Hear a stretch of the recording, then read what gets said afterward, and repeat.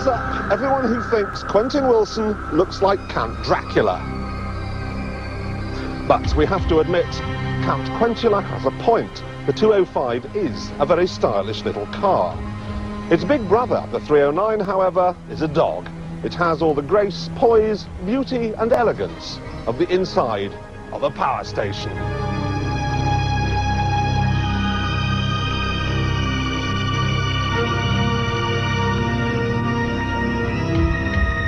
The 309, however, is dead.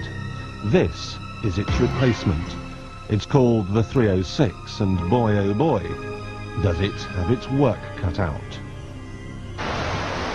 It's about to wage war in the most competitive, cutthroat part of the marketplace, taking on, among others, the Astra, the Escort and the Golf.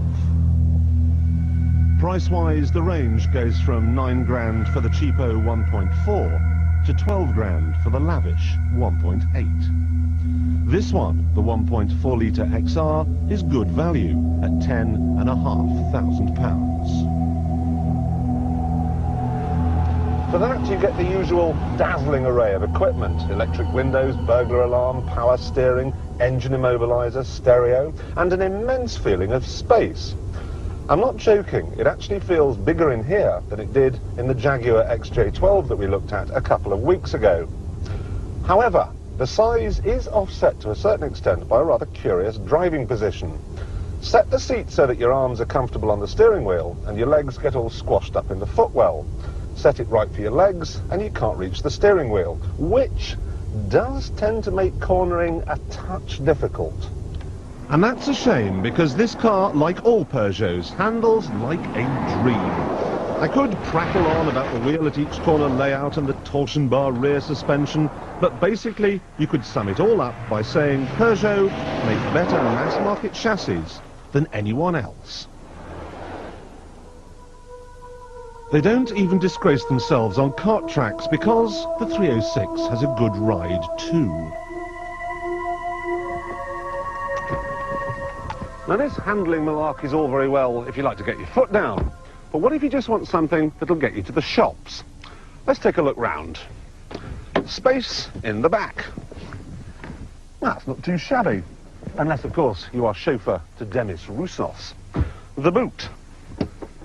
Well, it's not exactly the biggest I've ever seen, but it is quite practical. Styling. Well, I don't think this is Peugeot's best effort. It's not ugly, it's just a bit boring. And I want to know this: who chose the colour? Stevie Wonder? Engine. Oh, brilliant. It's got one.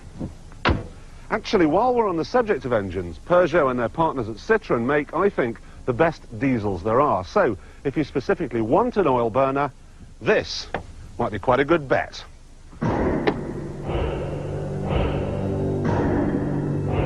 Certainly, there is a problem with the 1.4-litre petrol model.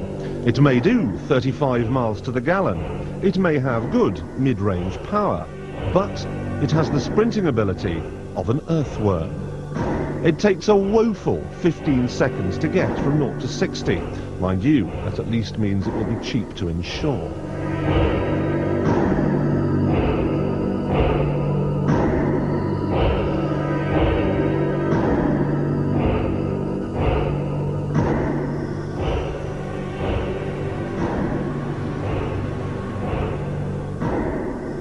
So, what we have here is an average car that's let down by below average performance, yet helped up by absolutely superb handling. That's probably enough to make it my favourite car in the class, but if you're not bothered by such things, might I suggest you draw up a list of all the alternatives, including the 306, put on a blindfold and find yourself a pin. The trouble with cars of this type is that they're built and equipped to a price. They're the automotive equivalent of fridge freezers and tumble dryers. They're efficient, but dull.